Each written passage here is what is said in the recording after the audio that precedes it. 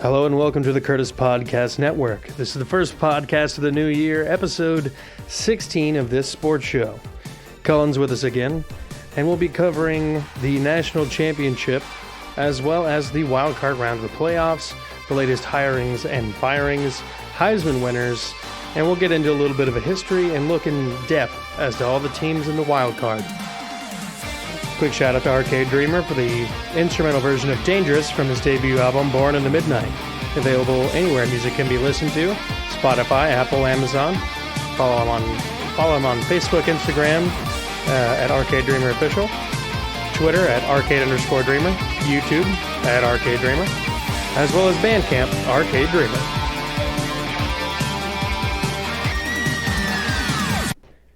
Again, like I said, the first show of 2021.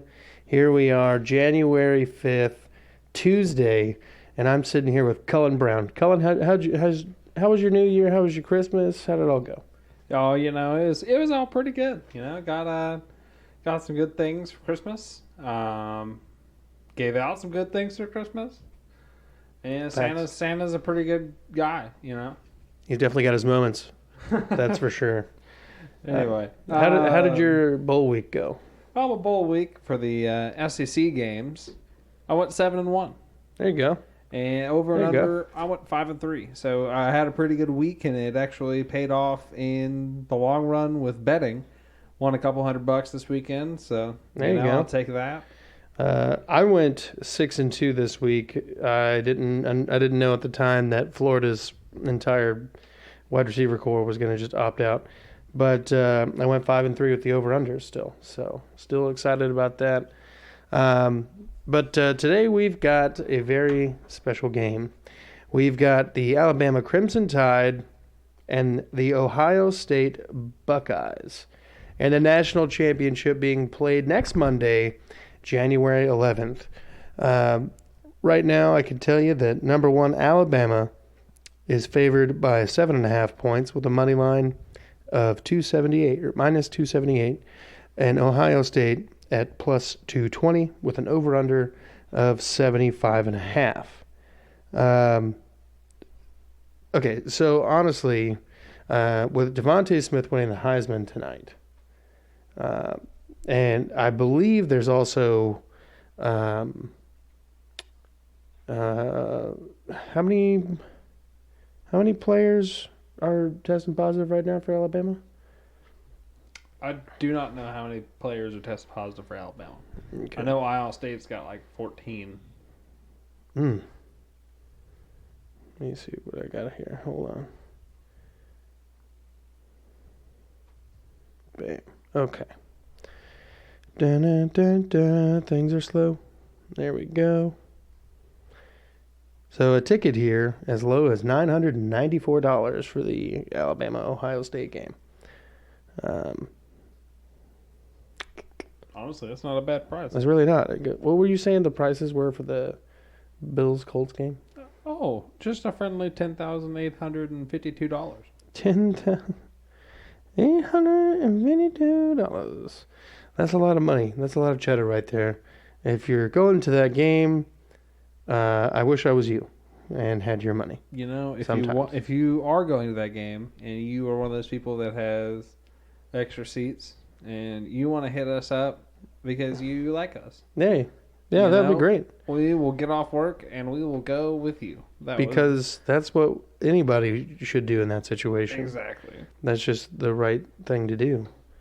Let's see. Where... Oh, come on now. I guess I'm going to have to do this whole bit. Okay. Well, while you're doing that, we'll just say Ohio State played Nebraska first game of the year, won 52-17. Justin Fields had 274 yards passing, led the team in rushing with 54 yards, and Mr. Wilson had 129 yards receiving. Then they played Penn State. Now, Penn State ended up having a pretty bad year for what they thought they were going to have coming into the year. So the fact that this game was semi-close. Showed that Ohio State didn't really play well this game, but still got the dub. Still beat them by double digits. So they won 38-25. Fields had 318. Teague the third, 110. And Olave, 120 yards receiving, leading the team that game. They beat Rutgers third week, 49-27. Fields had 314. Again, no rushing game. 68 yards, Sermon. Wilson had 104 receiving. Their fifth game got canceled against Maryland. Then they played Indiana, number 9, won 42-35. Fields had 300 yards passing. Teague the third had 169 yards rushing. And Wilson had 169 yards receiving. There you go. It's a pretty solid week. Next week, canceled as well against the Illinois Fighting Illini. Because that's a thing. Anyway. I was in the wild the other day, and I found myself a wild Illini. It was fighting a little Irishman. Because those two things also don't exist. So, Michigan State, next team they played, won 52-12. Fields only threw for 119 yards that game. Didn't really have to do much. Rushing game worked. Sermon had 112. Olave had 139 yards receiving. And that's saying a lot because he only threw the ball enough to get 199 yards. Canceled next game against Michigan. Their last game of the regular season, they won 22-10 against Northwestern, who, mind you, is a good team. But Fields only threw for 114 yards. But Sermon had 331 yards rushing. That's a damn good game. Then, last game in the college football playoff, the semifinal, against number 2 ranked Clemson, who pretty much everybody around here thought Clemson was going to win. Yes. Now, that's partly because most people around here just don't like Ohio State. That's a fact. You know, at the same time, credit's due where credit's due. They beat them handily. They had Trevor Lawrence, so there's no excuses on Clemson's side. I agree. There are definitely no excuses, but there are definitely some conspiracy theories out there. Oh, yes, 100%. Lawrence tried to tank to avoid the Jags. Ohio and State the Jets. wins that game 49-28. Fields threw for 385. Sermon had 193 yards rushing, and Olave had 132 yards receiving. So he spreads the ball around between his receivers pretty well. You don't really know which one's gonna have the game that game. But I don't think that this Ohio State team is gonna have much of a chance to run the ball against this Alabama defense. So it's gonna have to be on Justin Fields' shoulders, in my opinion. And speaking of Alabama, their season went pretty well last year. This year. Opening the year with a 38-19 victory over Missouri, where here we go. Mac Jones threw for 249 yards and 2 touchdowns, as Najee Harris ran for 98 and 3 scores. Jalen Waddle had 134 yards, 2 touchdowns. And Devontae Smith, 8 catches for 89. The next week, they beat a number 13 ranked Texas A&M to the score of 52-24. Let's see. So, Mac Jones had a phenomenal game, going 20-27, 435 yards, 4 touchdowns, 1 interception, QBR of 95.7. The running game did not do that well this game, as Najee Harris had 2 touchdowns, but on 12 attempts, 43 yards. And Robinson Jr. had 60 yards on 10 carries. Mechie the third had 181 yards, 2 touchdowns. Waddle had 142 yards and a touchdown. And Devontae Smith had 63 yards and 1 touchdown. The following week after that, Ole Miss played Alabama, and Alabama whooped them. But with the late surge by Ole Miss, the game looked a lot more competitive than it actually was. 63-48. One of the only times that Alabama at least looked like they were in a close matchup. Mac Jones throws again for 400 yards, 417, 2 touchdowns, no interceptions. Najee Harris goes absolutely insane, 206 yards, 5 touchdowns. Devontae Smith, 13 catches, 164 yards, 1 touchdown. Waddle, 6 catches, 120. I mean, like at this point, you just kind of get that they're spreading the ball around there and they're getting yards out of everybody. Let's see here. Next week, they traveled to the number 3 Georgia Bulldogs in a 41-24 victory for the Alabama Crimson Tide. Mac Jones again threw for 417, 4 touchdowns, 1 interception. Najee Harris, 152 yards, 1 touchdown on the ground. Devontae Smith, 167 yards on 11 catches, 2 touchdowns. Jalen Waddle, 6 catches, 161 yards, a touchdown. I mean, like, this might be the dynamic duo that takes the cake in all of the college football right here. Had it not been for some injuries that happened the next week, we could have seen probably even more historic numbers from this Alabama offense. During the 48-17 victory over the Volunteers, Mac Jones threw for 387 yards, no touchdowns, no interceptions. Najee Harris, 96 yards, 3 touchdowns. Mac Jones ran for 1 on the ground. Jalen Waddle got injured on the kickoff return, I believe the opening kickoff return, and has not played since then. But there's actually a good reason to believe that he'll be back for the college football playoff. Mechie ended up having 151 yards receiving that game. Devontae Smith, 73, and Bolden, 94. The next week saw Alabama's defense shine bright as they won 41-0 over Mississippi State. Mississippi State at this point is 1-4, and just not figuring it out.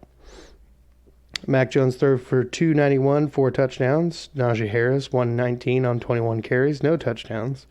Devontae Smith, 203 yards on 11 catches and 4 receiving touchdowns. I mean, it's clear to see why he was the favorite to win the Heisman. Then Alabama and LSU was postponed. Kentucky and Alabama was up next, and Kentucky didn't have a chance. 63-3. Kentucky at this juncture was 3-4 heading into the game, and Alabama left this game 7-0. Mac Jones came in, threw for 230, 2 touchdowns, 1 pick. McClellan came in, ran for 99, 1 touchdown. Najee Harris for 83, 2 touchdowns. I don't know the name. Williams and Robinson Jr. also ran for a touchdown. Devontae Smith, 9 catches, 144 yards, 2 touchdowns. I guess you're really kind of like, you got to be just amazed at how consistent Devontae Smith is, just capsizing defenses.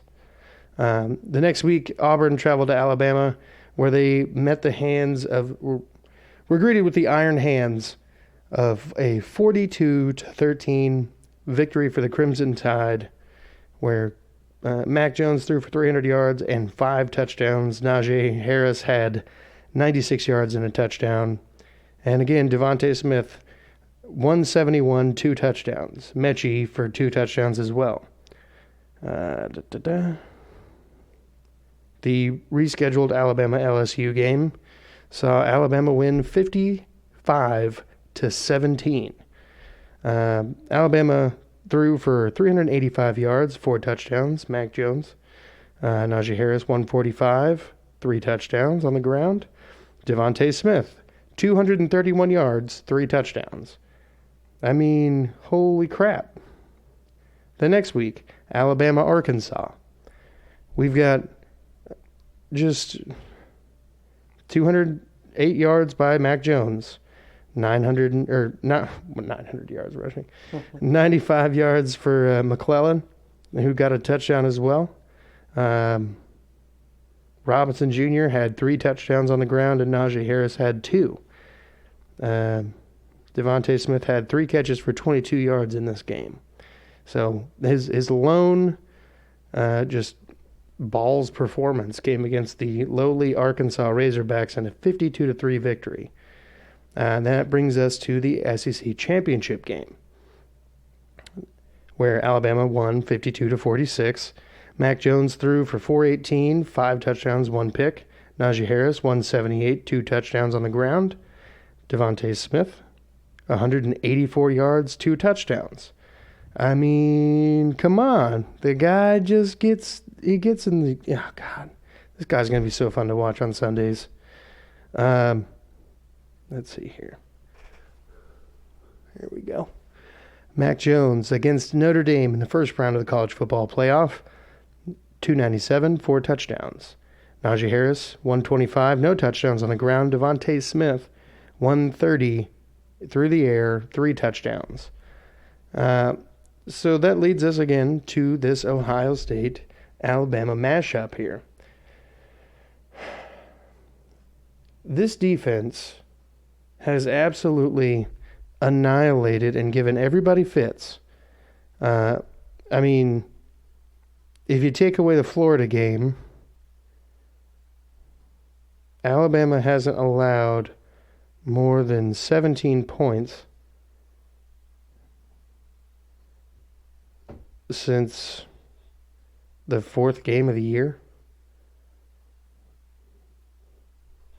And then in every game before that, they allowed 17 or more points. I mean, that's pretty good. Yeah.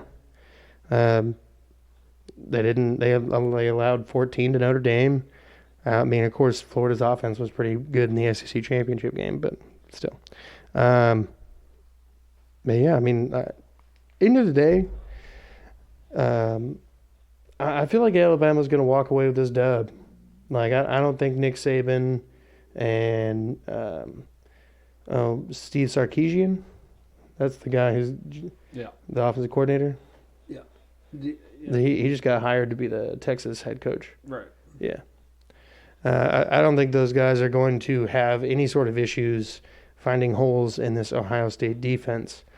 I mean, after all, that Indiana game was unnecessarily close for a team that nobody expected to be good this year. Ohio State has the benefit of not having as many games as anybody else, so the wear and tear on their bodies is less. I imagine that will probably come into play here. But I also imagine that it benefits them in another way of having less things on tape, and they still have a lot of things up their sleeve. So I think that gives them a little bit of an edge here. But even with that, I think Nick Saban and Steve Sarkisian are going to find enough of just a little crack, a little chink, a little fleck of bread on the chest of the Ohio State Buckeye offense, and absolutely just pounce on it and rip that crack wide open. Cullen? Yeah, Alabama's going to absolutely rail them. I'd like to say this game is going to be at least a 2-touchdown game. I mean, honestly, this Alabama team is a good team. Tell you what, shoot fire. Tell me I'm wrong. You're not wrong. I can't. Okay. All right. So that's what I'm talking about. I mean, I'm not an Alabama fan by any means, but I tell you what, they're gonna win this ball game.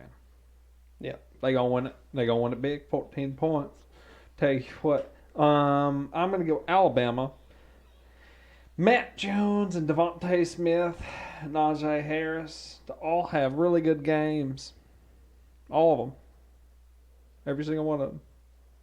Matt Jones throws for, 4 touchdowns. Najee Harris runs for 2 touchdowns. So we're looking at, 42 points. And then they also kick a field goal. So we got 45 points for Alabama. I like your methodology there. And I can't necessarily find a fault in it, except for I think that they're going to score 7 times on the ground. Or not on the ground, but like I'll say Najee Harris going to break all the records. they're going to score like, 7 times. It was my turn. 5 passing touchdowns, 2 rushing touchdowns.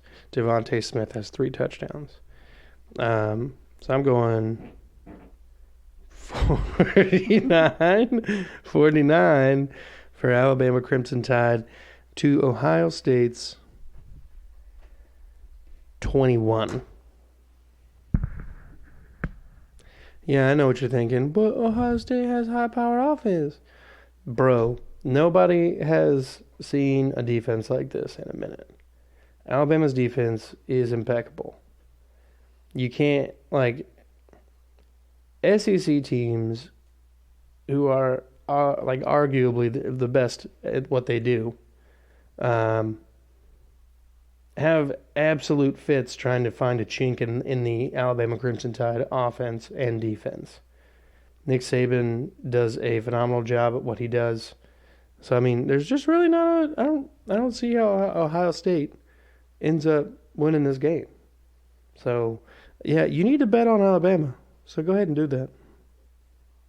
Yeah, and also these 2 teams have played 4 times. 78, they played the Sugar Bowl. Alabama won that game 35-6. 86, they played the Kickoff Classic. Alabama won that game 16-10. In 95, they played the Citrus Bowl. And Alabama won that game 24-17. And I'll tell you what, 2015 Sugar Bowl, the first college football playoff, Ohio State won that game 42-35. Tell you what, it's a high-scoring game. And I look for a lot of points in this game, and that's why I say they beat them for 2 touchdowns.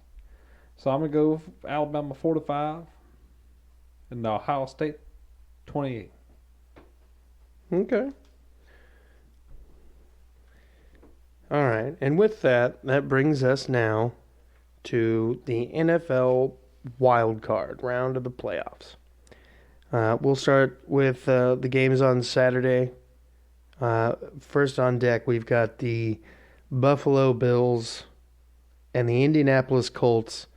The Bills are a 6.5-point favorite. The money line's here. Bills minus 303, Colts plus 250, over under 51. So I was just reading this. The Buffalo Bills lead the all-time series with the Colts, 37-32-1. This is the 70th all-time meeting, postseason and regular season combined. So I think the Colts end up winning this, or the Bills end up winning this game. Actually, not the Colts, the Bills. Sorry.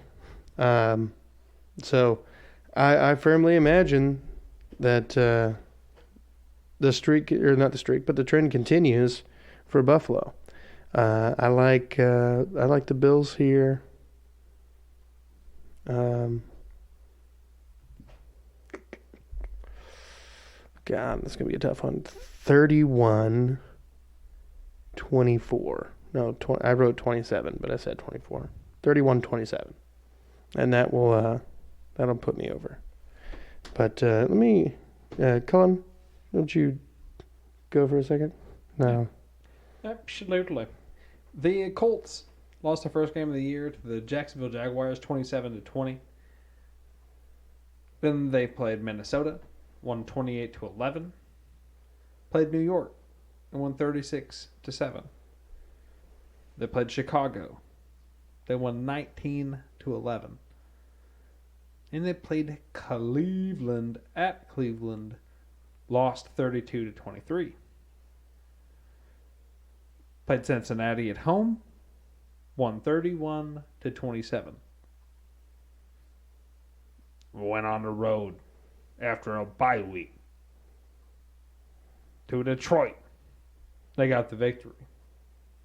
41-21.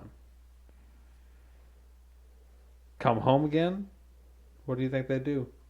They lose to the Baltimore Ravens, 24-10. They travel on the road, beat the Titans, 34-17. Come back home, beat the Green Bay Packers in overtime, 34-31. Come back home, lose, 45-26. Travel on the road to Houston. Get a dub. 26-20. Further on the road, they go to Las Vegas. They get the dub. 44-27. They come back home to play Houston. They get the dub. 27-20. Travel on the road. Pittsburgh. They lose 28-24. Really needed the Colts to win that game. I really did. I was like, you know what? I'm going to put my money on the Colts winning this game. They did not. It's a sad day. It'd be like that. Anyway, the last game of the year. At home, they beat the Jacksonville Jaguars. All that being said, I do not think the Colts have that great of a chance to slow down Josh Allen and this offense and get enough going against this defense. Although Phillip Rivers has 4,169 yards passing. Jonathan Taylor is a 1,000-yard rusher with 1,169.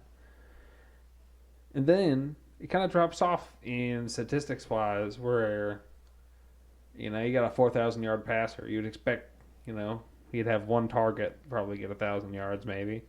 But no, T.Y. Hilton is the closest with 762.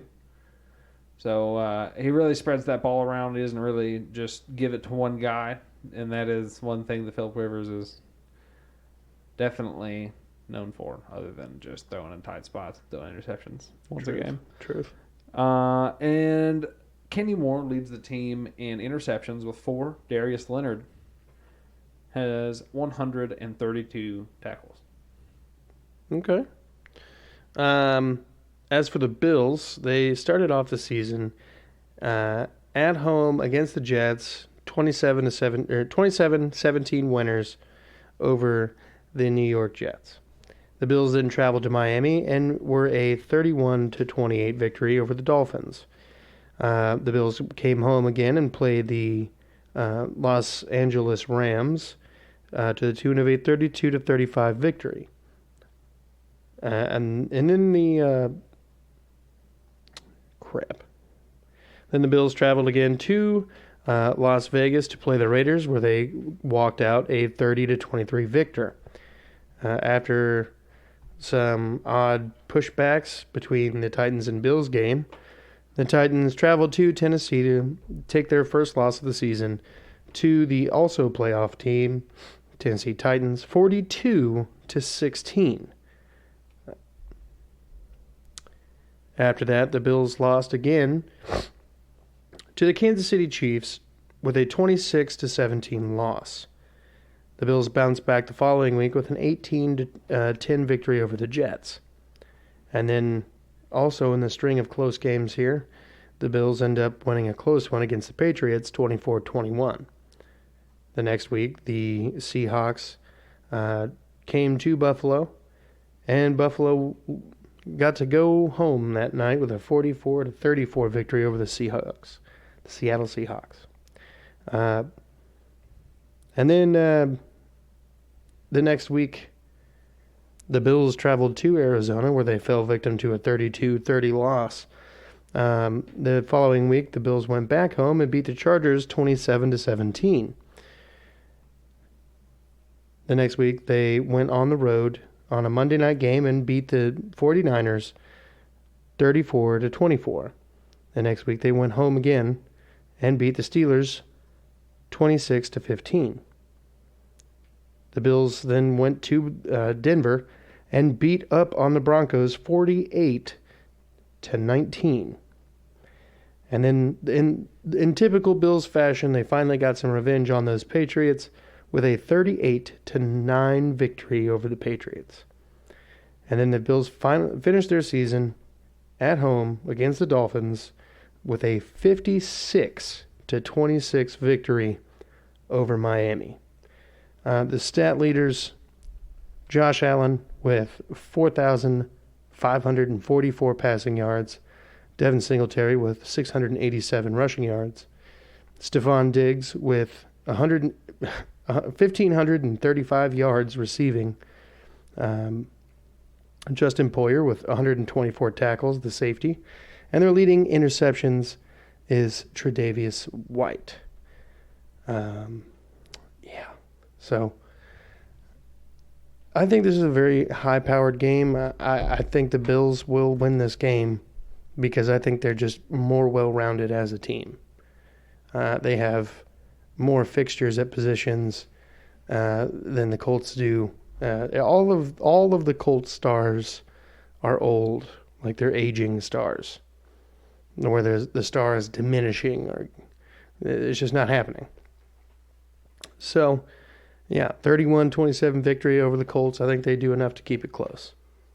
And for this game, I really, really think that the Bills win this game. Pretty good margin. I think they win 35-17. Okay. I can't necessarily fault that. Up next at 3:40, we'll have the 3-seed Seattle Seahawks playing the 6-seed Los Angeles Rams. The Seahawks are a 4-point favorite with a money line of minus 200. The Rams at plus 175, and the over-under here, 42.5. The Seahawks this season opened up the year against the Falcons, a 38-25 winner, and then came home to play the Patriots and beat them 35-30. They played the next week at home against the Cowboys and won 31-38. Seahawks then traveled to Miami and beat the Dolphins 31-23. The Vikings came to Seattle and left with an L, a 26-27 victory for the Seahawks. The Seahawks then lost in overtime to the Cardinals 37-34. The Seahawks beat the 49ers 37-27 the week after. And then the Bills beat the Seahawks 44-34 on the road. And then on the road, the Seahawks lost to the Rams 23-16. And then the Seahawks beat the Cardinals 28-21. The next week, the Seahawks beat the Eagles 23-17. The Giants beat the Seahawks 17-12. And then the Seahawks destroyed the Jets 40-3. With the Seahawks rounding out the season on week 15 against the Washington football team, a 20-15 victory. And then the Seahawks beat the Rams 20-9 week 16, and week 17 26-23 victor over the 49ers.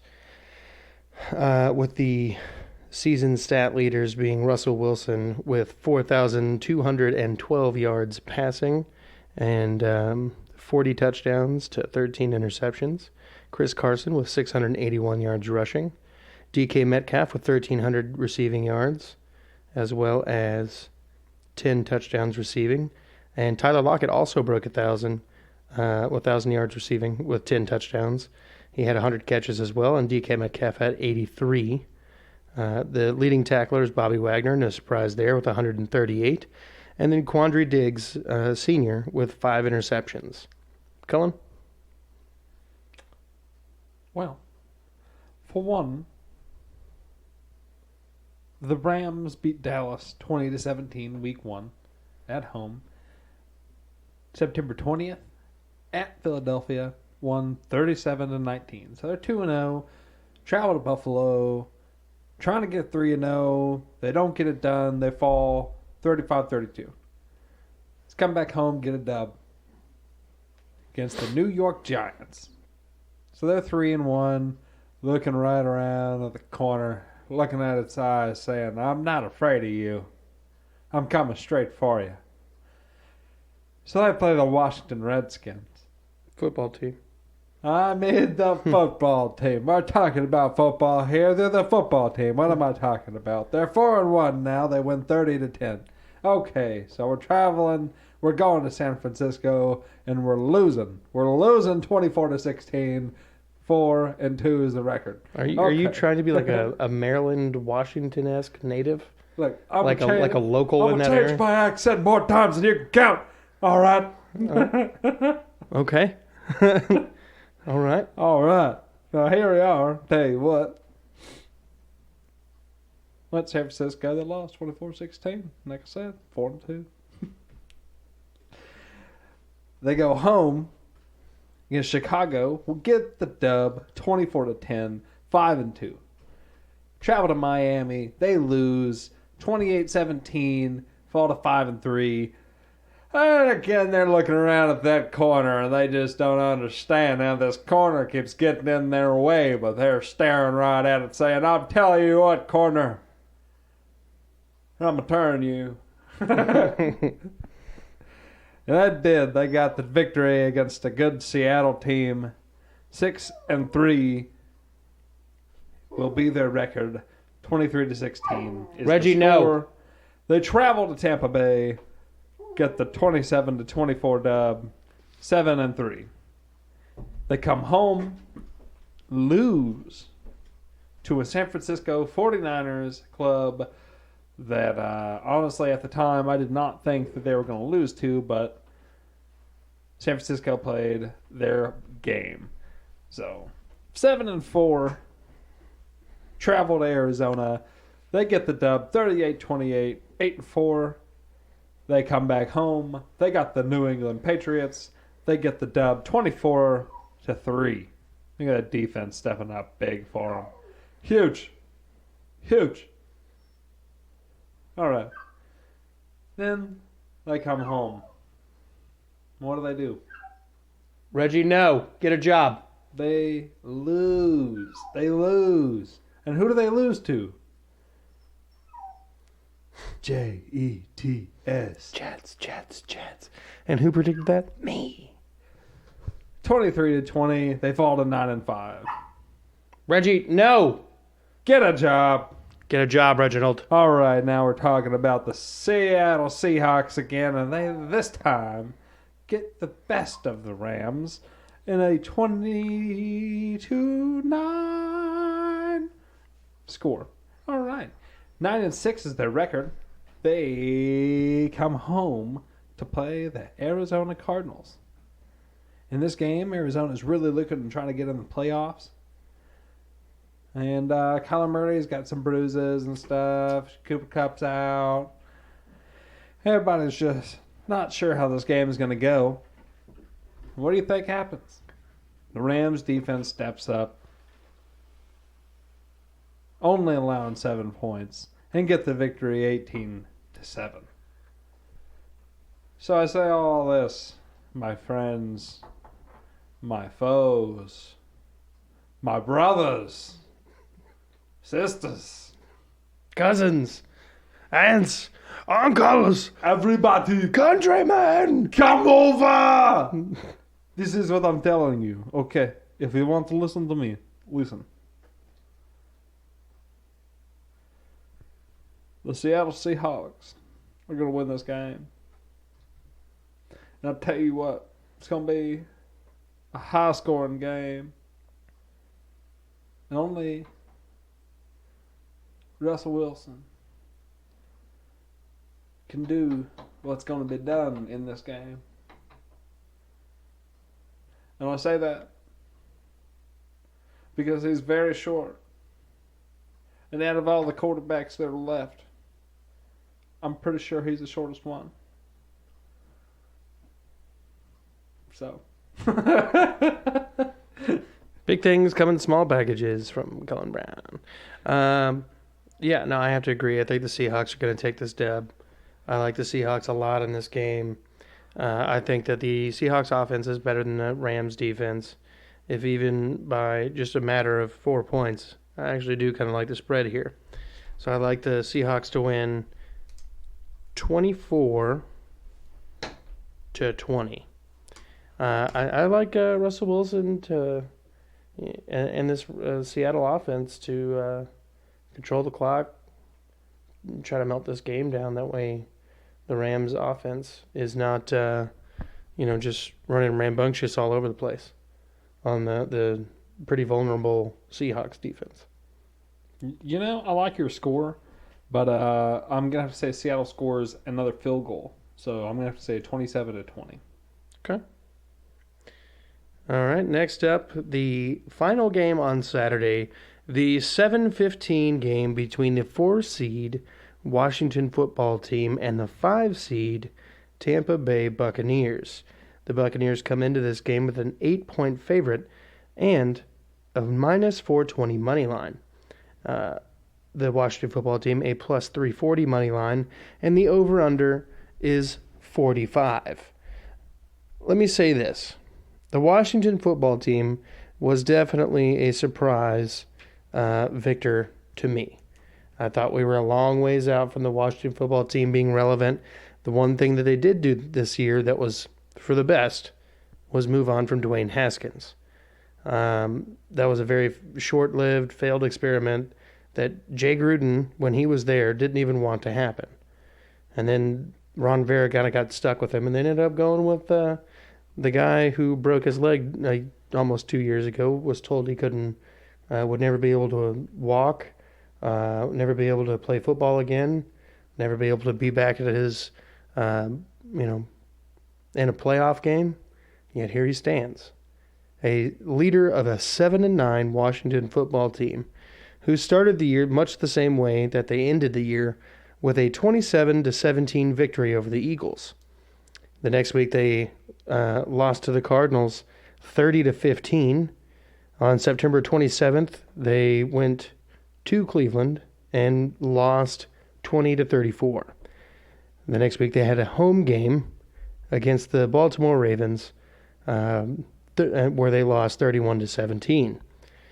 I believe that was one of Dwayne Haskins' better games, and he actually, other players in the locker room reported that he, after the game, didn't feel bad and was smiling and all this other stuff because he had thrown for 300-plus yards.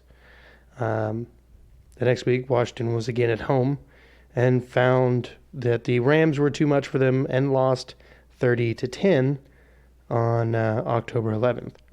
On October 18th, the Washington football team found themselves in a tight matchup against the New York Football Giants, where they found themselves on the short end of the stick in a 19-20 loss. On October 25th, the Cowboys lost to the Washington football team 25-3. The following week, making it two games in 3 weeks, the Giants beat the Washington football team 23-20. The following week, the Washington football team loses in a heartbreaker to the Detroit Lions 30-27. On November 22nd, the Washington football team ends up beating the Cincinnati Bengals 20-9. And then on Thanksgiving, the Washington football team absolutely obliterated the Dallas Cowgirls 41-16.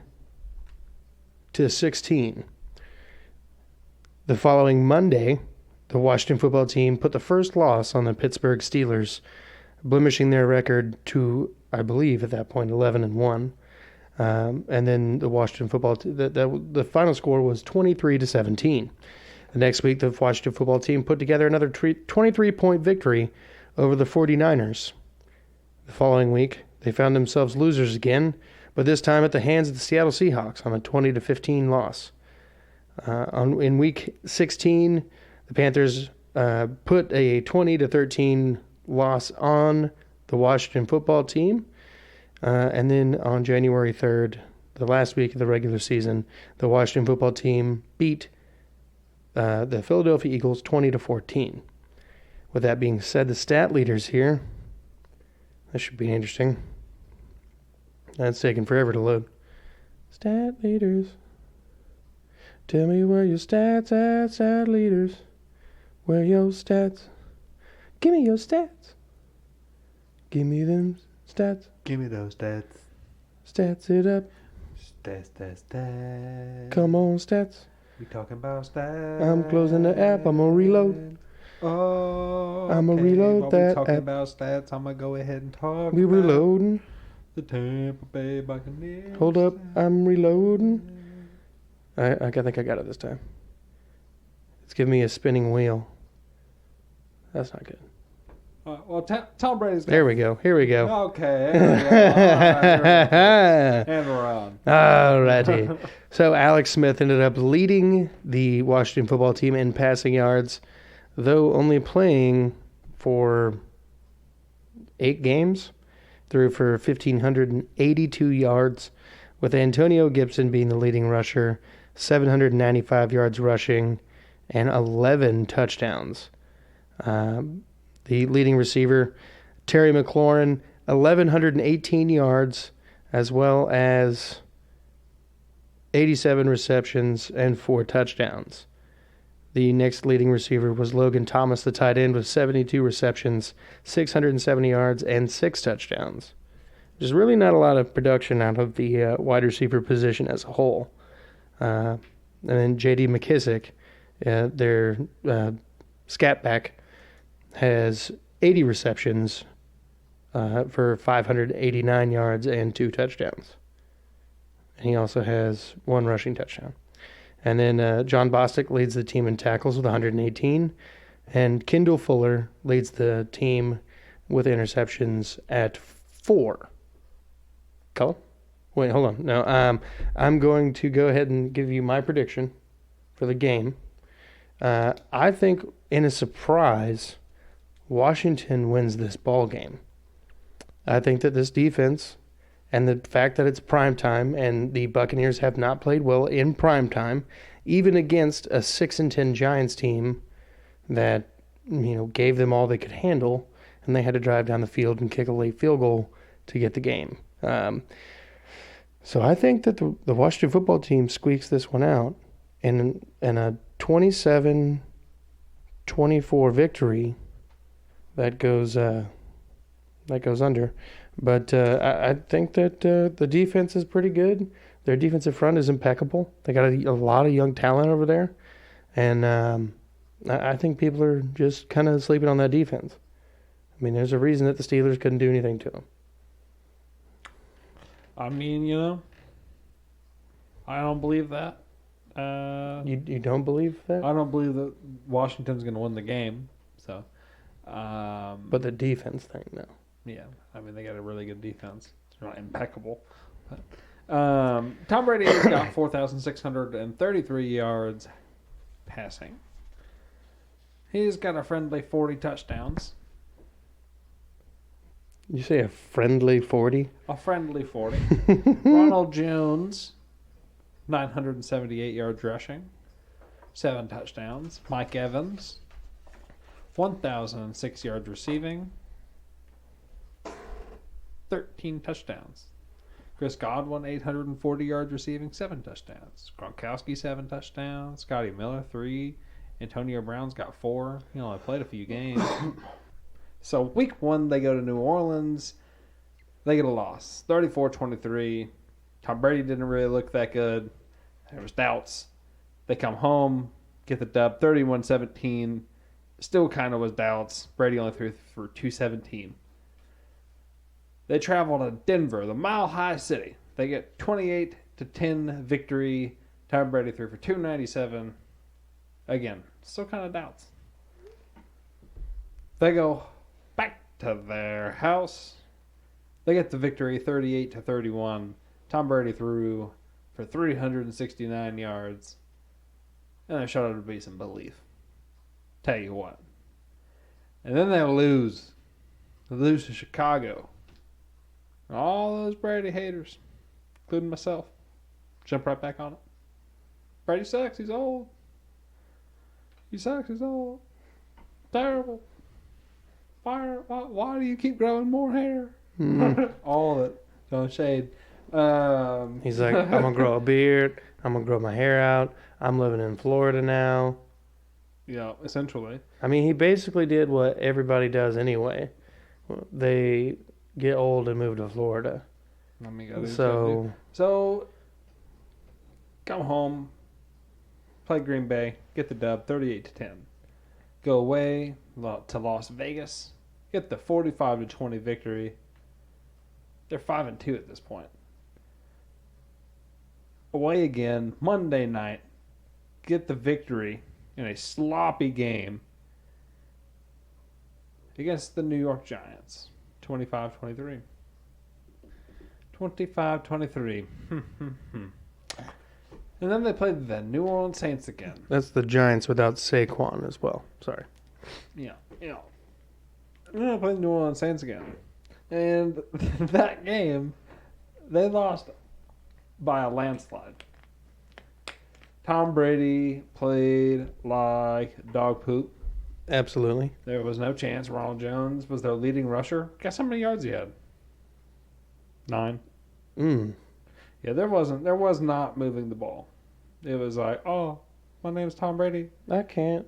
I'm going to just throw for 25 yards, and then we're going to punt the ball. Yep. Sounds about right.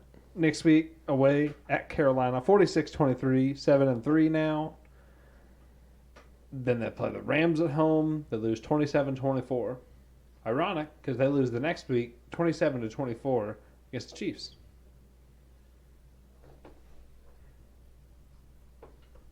Then it's their bye week. They play home against Minnesota. 26-14, get the dub. Away at Atlanta, 31-27, get the victory. Away at Detroit, 47-7.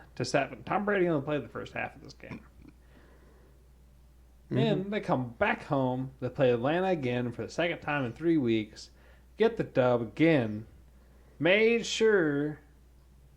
No, who was it? Who Mike Evans. Mike Evans. Yeah. Okay. Made sure his man got his incentive money. Tell you what. Yeah, they did. 44-27. Bucks get the dub. I think that the Buccaneers win this game, and I don't believe that they cover the spread though. I think that Tampa Bay wins this game 27-23. Here's my thing. In all of the primetime games that you just listed, how did they do in them? The Monday night game against the Giants was unnecessarily tight. Correct? But they won. They did win. What was the next? The first one was the Saints game. The first game of the year, I believe. And then I think they had a Thursday night game. I don't know, just a Sunday. Yeah, Thursday night was against Chicago. Lost that game. Yeah, to Nick Foles and the Bears. Now, what are the Bears best at? Defense. What's the Washington football best at? Defense. Do you like Chicago's offense as far as capabilities go, or do you like Washington's capabilities? Chicago's. Interesting. I think they have some surprising weapons on their team. Yeah, they got two good weapons, but I don't. There's just not a quarterback. They don't have a quarterback. Alex Smith is not somebody that's going to carry you to win big games. He is a game manager. Absolutely. And at this point, but they've been able to run the ball on everybody. And the lack of receivers they have besides Terry McLaurin, everybody at this point is good, and they're going to be ready to play. It is win or go home for all these teams. Yes, sir. So that is why I say Tampa Bay gets this win, and I just do not see this not that great Washington team getting the dub. So, all right. Moving on now to Sunday's matchup of games, the 10th. At 12:05, we have the Tennessee Titans, the 4 seed, playing the Baltimore Ravens, the 5 seed. The Ravens come in with a 3-point favorite, already down from the favorite that I found this morning. The over-under here is 55 points. And the money line's Titans plus 155, Ravens minus 175. Colin, do you want me to go first, or do you want to go first? Sure, I can go first. Okay. Okay. So let's start with some stats. Tannehill threw for 3,819 yards. Derrick Henry, 2,027 yards. Led the league in rushing. A.J. Brown, 1,075 yards. Corey Davis, 984 yards. Sweet, he didn't get 1,000. Kevin Byard led the team in tackles with 111, There you and go. Malcolm Butler led the team in interceptions with 4. Sounds about right. Didn't he get 2 in the Buffalo game? Yes, I do believe. I believes. Yeah, I caught 1 off a deflection and 1 for a 6, right? I think so. I think that's right. So Tennessee on Monday night traveled to Denver, got the 16-14 victory. I remember that being a close game. Yes. I remember that being like the Titans had to go kick that field goal, Yep. to win that game. The very close game. Anyway, come home. We play Jacksonville 33-30. Get the victory. Mm-hmm. Away at Minnesota 31-30. This makes us 3-0. Hey, that was the first prediction I got right on this show, that the Titans would win by 1 point. Is that game? There you go. Milestones, people. Milestones. They go on a bye week because of COVID. They play on Tuesday night at home against the Buffalo Bills, and then play Sunday just a few days later. You get the overtime victory against the Houston Texans, 42-36. Derrick Henry rushes for 212, making that his first 200-yard game this season. Next week, we lose 27-24 against a Pittsburgh team that first half shut us down, shut us out, looked like we were just completely out of it. Second half, we made a comeback, made this a ball game. Did not end up getting the dub. I would not be scared to play them again. I don't see us losing to them again. I don't think this Pittsburgh team is that great at all. Next week, we play Cincinnati. We lose 31-20, making us 5-2. We are at home 24-17. We get the victory against the Chicago Bears. You know, that was Henry's second lowest rushing game of the year. But it's okay because A.J. Brown helped him out a little bit, and so did the defense. So, it's always nice when the defense actually does something. We got a game at home against the Indianapolis Colts, and we lose 34-17. That was not a good game for us. There was not a whole lot going. We did have a decent running game, but honestly, it just didn't set up enough, and the Colts knew what we were trying to do, and they seem to always play well here.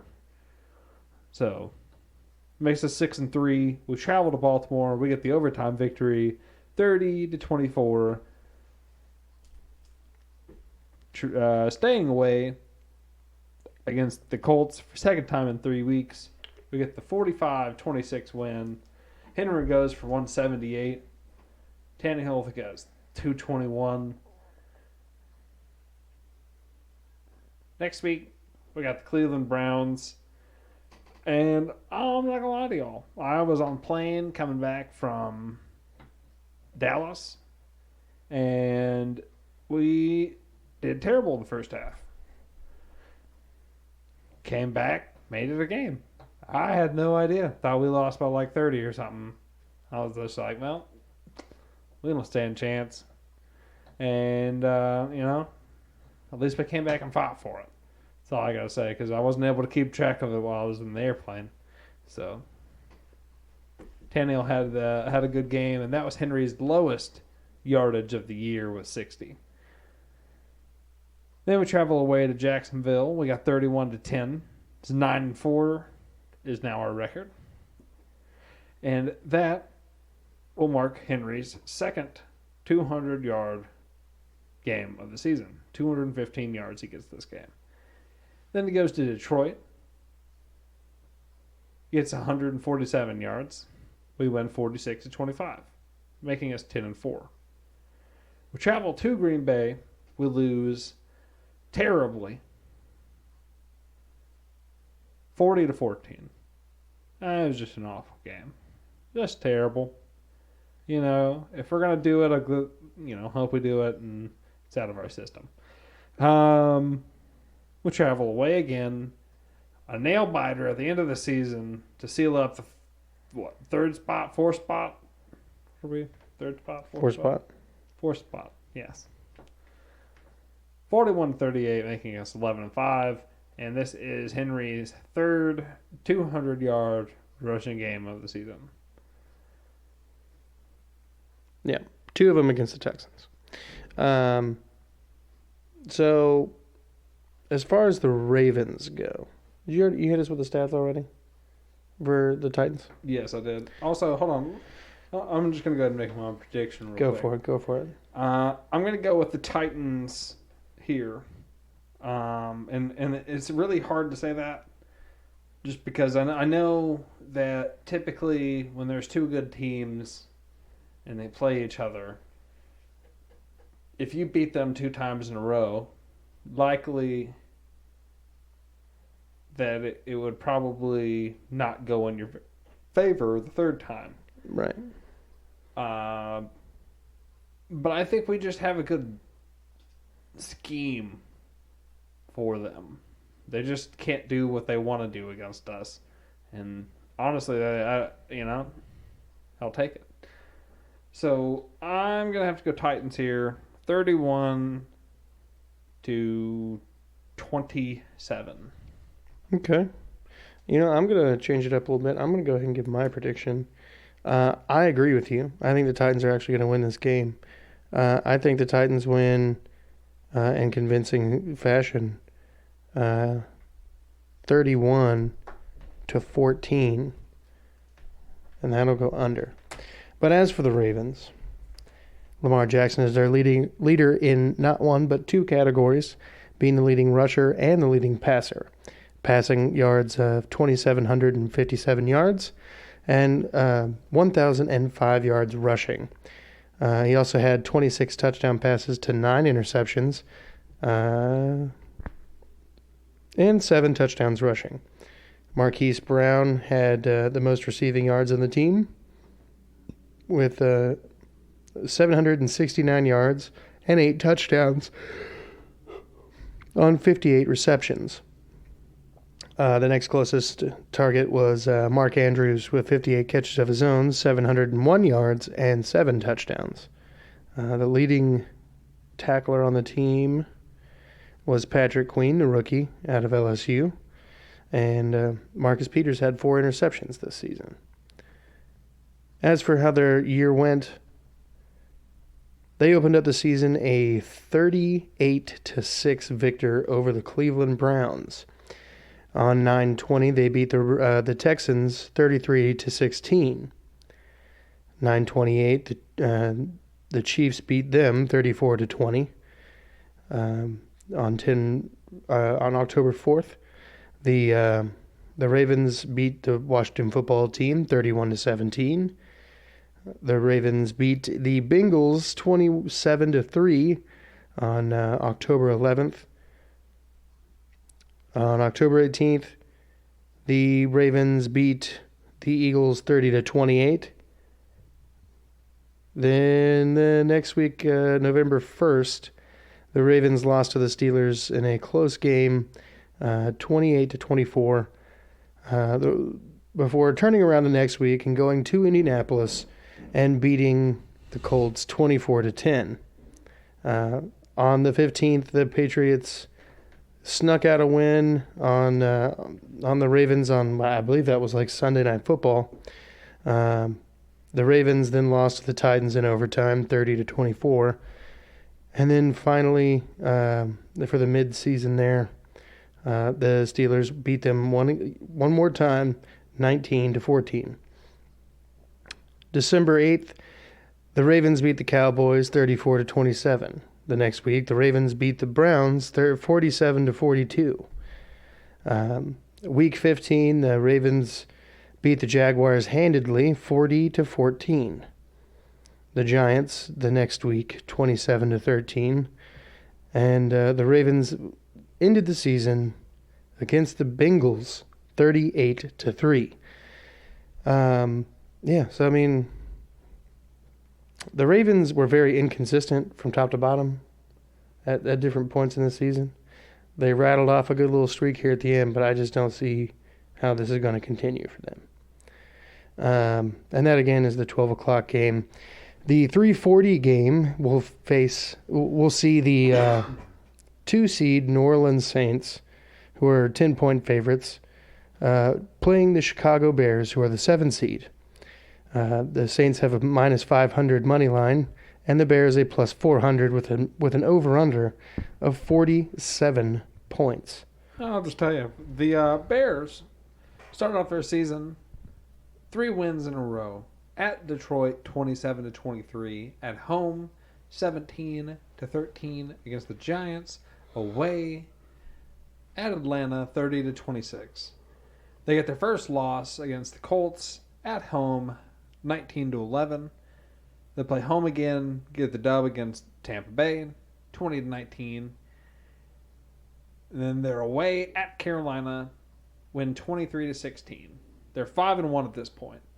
Okay, so at this point they're 5-1. They have what?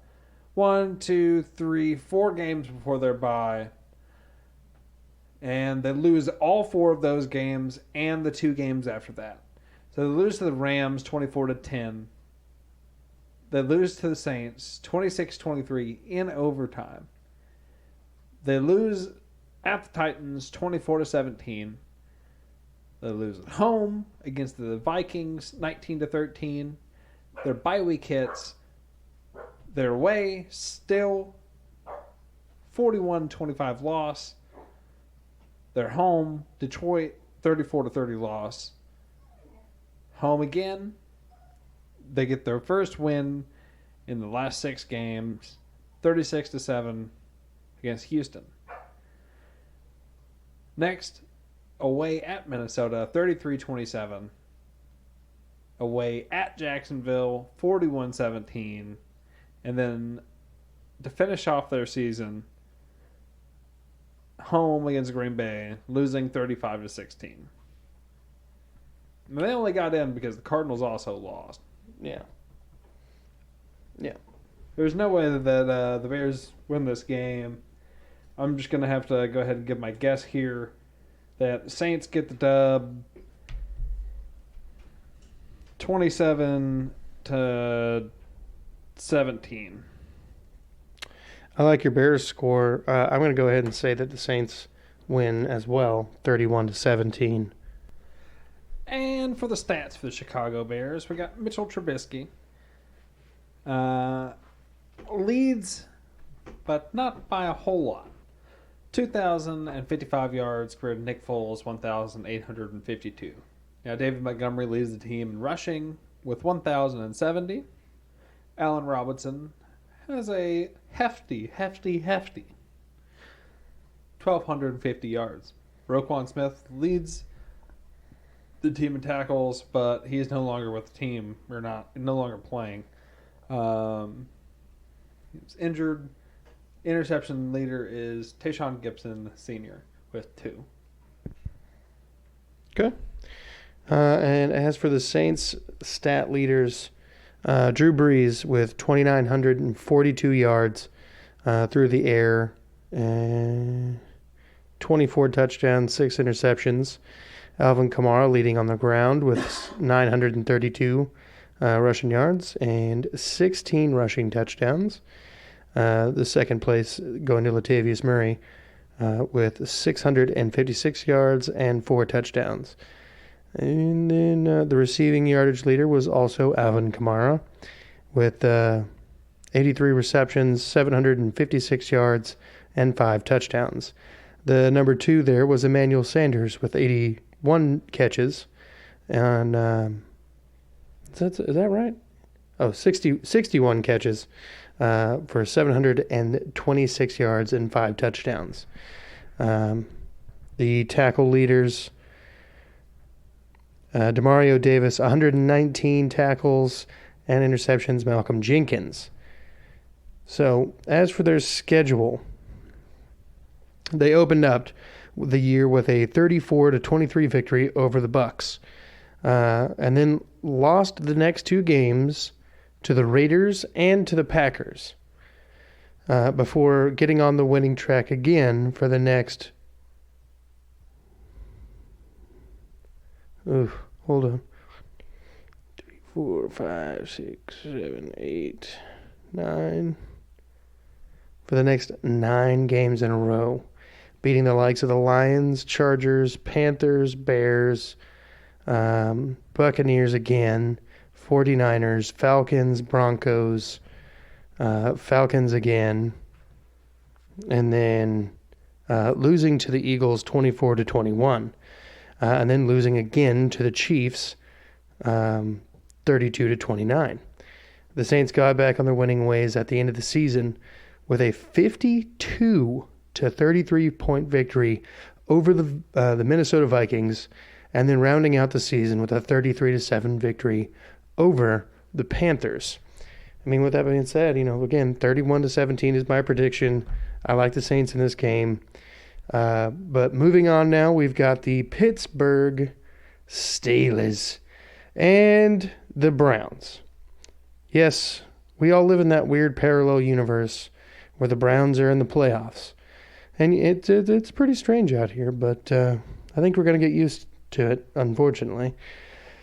So, the leading yardage folk for the Pittsburgh Steelers, the passing yardage leader, Ben Roethlisberger with 3,800 yards.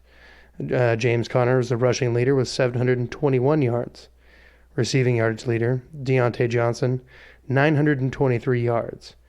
Minkah Fitzpatrick had the most tackles on the team with 79. He also led the team in interceptions. Ben Roethlisberger had 33 touchdowns to 10 interceptions. James Conner had 6 touchdowns. Benny Snell Jr., 4 touchdowns. And Chase Claypool, 2 on the ground. As for the receptions, or the receiving yards and everything, Deontay Johnson had 7 touchdowns on 88 receptions. Chase Claypool, 62 receptions, 873 yards, 9 touchdowns. Juju Smith-Schuster, 97 receptions, 831 yards, and 9 touchdowns on the season. Eric Ebron, 56 catches, 558 yards receiving, 5 touchdowns. James Washington, 30 receptions, 392 yards, 5 touchdowns. I mean, they have a pretty solid defense and everything, so they should be pretty well set in this playoff picture. They've beaten the Browns once this year already. And then this last game didn't really mean much, so they didn't even play their starters. But as for their regular season, the Giants fell victim to the Steelers first this season in a 26-16 loss on opening night, or on opening Monday Night Football. The Steelers won the next week against the Broncos, 26-21.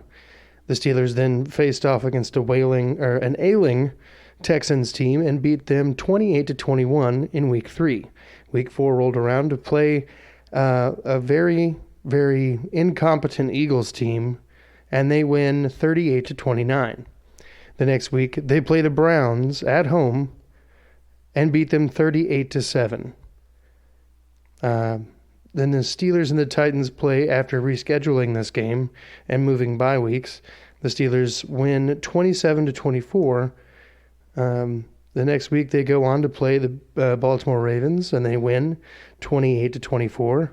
The Steelers had all they could handle given to them by the Cowboys, where they had to come back in the fashion of a 24-19 victory. On November 15th, the Bengals lost to the Steelers 36-10. On November 22nd, the Steelers beat the Jaguars 27-3. And then on December 2nd, the Steelers beat the Ravens yet again 19-14. And then it kind of came unglued for a minute. At this point, the Steelers are 11-0. The Washington football team comes to Pittsburgh and puts the first L on them, 23-17. And then they travel to Buffalo, where Buffalo puts their second L on them for the season, and a 26-15 loss. And then, as if things couldn't get worse, the insult to injury, the Bengals beat them 27-17 in Week 15. The Steelers had to pull off a come-from-behind victory against the Colts, who at one point led 24-7 in a 28-24 victory over the Colts. And in the final week of the season, even with the backups in, the Steelers gave the Browns fits in a 22-24 win for the Cleveland Browns. And that brings our records to the Steelers 12-4 and the Browns 11-5. Yeah, I feel like the Steelers are going to win this game. And for no other reason other than I just believe that they have the superior defense. And they will come to play. And they will be ready for this Browns offense, who they will now be seeing for the third time. And I imagine 28-10 victory, and that'll go under Steelers. Colin? All right. Well, I will go ahead and say the Steelers are going to win this game too. Steelers will win this game. Let's go 31-17. And that will be over by half a point. Okay, so the Browns started off losing away at Baltimore 38-6. Not a good start. So then they play on Thursday, win 35-30 over Cincinnati. You know, things looking back around. You win 3 more games in a row against the Washington football team, 34-20, the Dallas Cowboys 49-38, and the Indianapolis Colts 32-23. You then turn around and play a very good, very hot 6-0, maybe 5-0. I'm not sure. I don't remember if they had their bye week yet, but Pittsburgh team, and they lose 38-7 against that Pittsburgh team. They come back out. They beat a team they've already beat this year. And it's a little closer this time. 37-34 away at Cincinnati. Then they lose on the 1st of November, 16-6 to the Las Vegas Raiders. Nobody on offense for them had a good game that game. It was all Raiders all day. Bye week hits. Still no offense. Nothing good happened for either team in this game, but they came out and they got the victory 10-7 against the Houston Texans. That game had 35-mile-an-hour wind, and it was raining and sleeting. Exactly. Nothing good on offense happened in that game. Yeah. Next game home, 22-17. Away at Jacksonville, 27-25. Away at Tennessee, 41-35. And then home, they get the loss, 47-42 against Baltimore. Then it's away at the New York Giants. They get the victory 20-6. And then it's away at the New York Jets. Jets? Jets. We are the New York Jets, okay? We got a problem, mate. And they lose to give the Jets 2 wins on the year. Go Jets. 23-16. Then they play the Ben Roethlisberger-less Pittsburgh Steelers and win 24-22. See, just not it's not convincing. not a strong schedule. No. They're Yeah. nothing to sneeze at, but nothing to bow your head at either. Do you purposefully sneeze at things that you disrespect? Of course. Look at you, mother. All right, so the stats for Baker Mayfield, terrible. 3,563 yards, 26 touchdowns, 8 interceptions. The ratio's not that bad, but The he yards. still sucks. The yards. So bad. Leading, although was hurt a few games, in the rushing yards, Nick Chubb, 1,067 yards. Receiving yards leader, with Odell being out, it was left to Jarvis Landry to lead this receiving core, and he has with 840 yards. Tackles is led by B.J. Goodson. Interceptions is also led by B.J. Goodson. Man, he's good, son.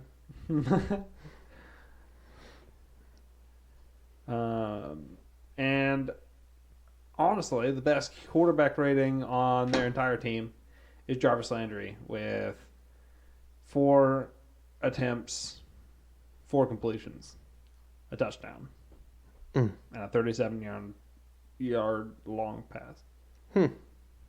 Interesting. You got anything else for us? Kareem Hunt has 841 yards rushing. This is a run-heavy team. Mm-hmm. Now, your second option for receiving at this point would be Rashard Higgins and then Donovan Peoples-Jones. But Donovan Peoples-Jones still does not have as many yards as Odell Beckham had through 7 games. So, How many did Odell have? 319.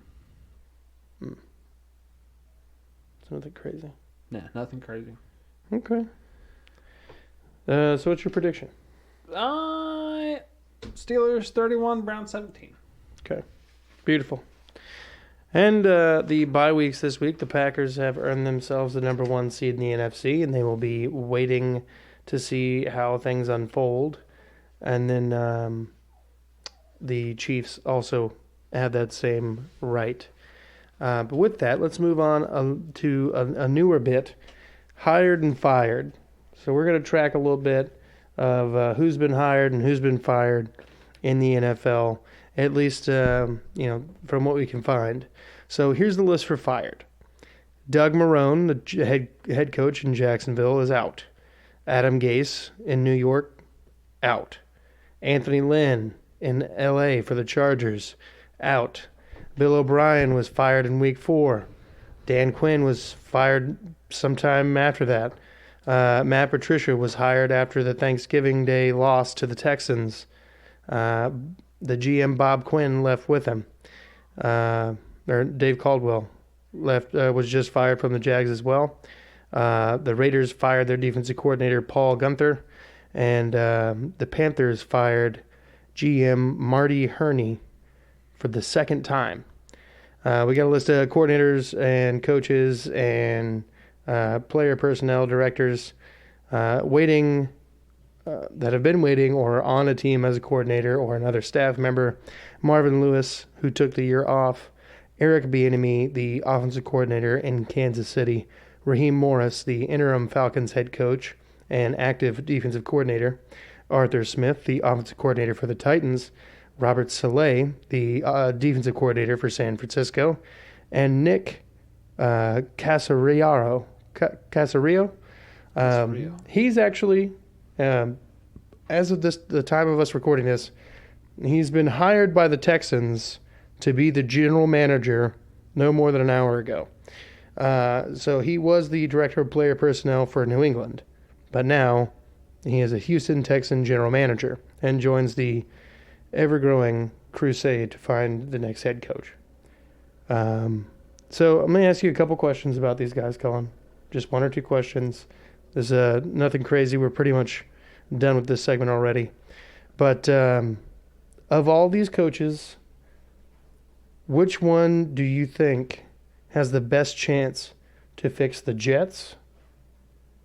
And which one do you think has the best chance to fix the Lions? See, for me, if we're going best chance here, I like.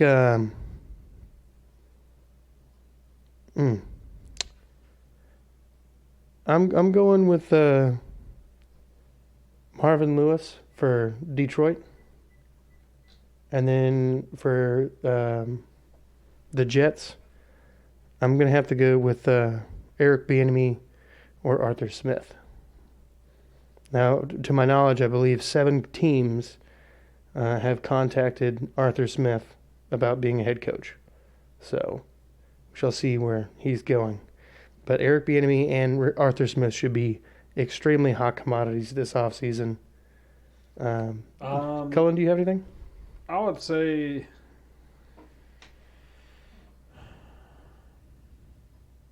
Robert Salah to the Jets and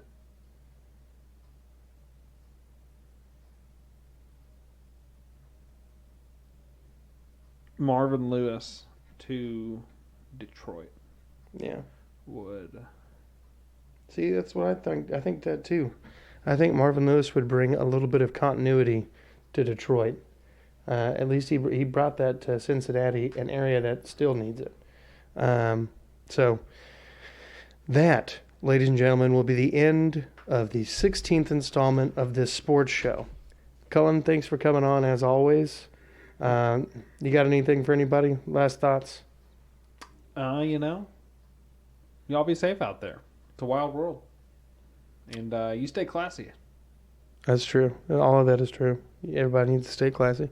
But yeah, that's the end of the show tonight. Another quick shout out to Arcade Dreamer for the instrumental version of Dangerous from his debut album Born in the Midnight. Available anywhere music can be listened to. You can follow him on Facebook and Instagram at Arcade Dreamer Official, Twitter at Arcade_Dreamer, and YouTube at Arcade Dreamer, as well as his Bandcamp, Arcade Dreamer. I'm your host, Curtis Brown, and thank you for listening to the Curtis Podcast Network. That political show will be out not too far out from this one, episode 15, that is. And then we'll be working on the other entertainment show for a little bit. Sorry to keep the suspense waiting, but it will be out as soon as I can get it done. Be good people.